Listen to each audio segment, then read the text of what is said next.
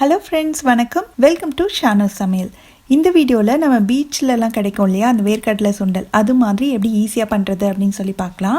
இது பண்ணுறதுக்கு நான் 1 கப் அளவுக்கு காஞ்ச வேர்க்கடலை எடுத்திருக்கேன். இதை இந்த பவுலில் சேர்த்துட்டு இது ஊற வைக்கிற அளவுக்கு தேவையான அளவு தண்ணி சேர்த்து மினிமம் ஒரு 2 மணி நேரம், இல்லாட்டி நீங்கள் ஓவர் நைட்டும் ஊற வச்சுக்கலாம். முந்தின நாள் நைட்டு வந்து ஊற வச்சுட்டு அடுத்த நாள் கூட நீங்கள் செய்யலாம். இப்போ இது நல்லா ஊறினதுக்கப்புறமா இது 2-3 தடவை நல்லா கழுவிட்டு இதை ப்ரெஷர் குக்கரில் சேர்த்துட்டு இதுக்கு தேவையான அளவு உப்பு சேர்த்து இது வேகிற அளவுக்கு தண்ணி சேர்த்துக்கலாம்.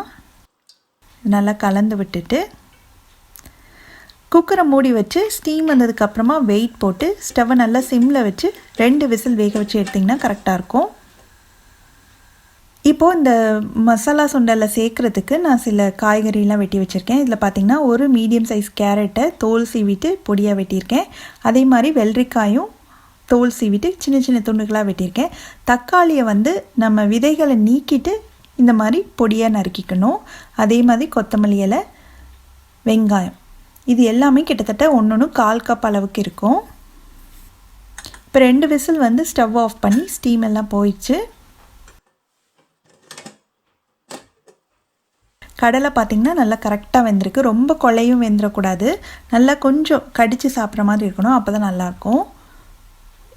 இப்போ இதுலேருந்து தண்ணியை நல்லா வடிச்சிட்டு இது கொஞ்சம் லைட்டாக ஆறுனதுக்கப்புறமா இந்த பவுலில் சேர்த்துட்டு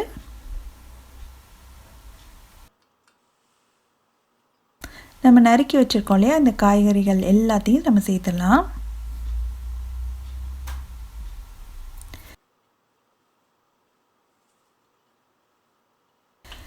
ஏற்கனவே நம்ம வேர்க்கடலை வேக வைக்கும்போது உப்பு சேர்த்துருக்கோம்.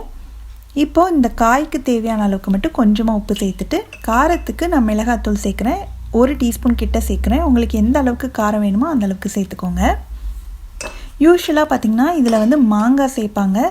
எனக்கு இங்கே மாங்காய் கிடைக்கலன்றதுனால நான் மாங்காய் சேர்க்கல. உங்களுக்கு கிடைச்சதுன்னா சேர்த்துக்கோங்க, இன்னுமே டேஸ்ட்டாக இருக்கும்.